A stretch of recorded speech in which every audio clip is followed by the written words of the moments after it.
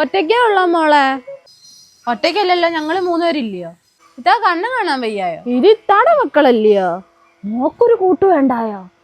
അതിന് ഇവരെന്നെ കൂട്ടുവെട്ടിയിട്ടൊന്നും ഇല്ല. ചിയാന്നോ കൂവാന്നോ? ഈ മാമിയെ ചിയാന്നോ കൂവാന്നോ? യോ പാമ്പ്.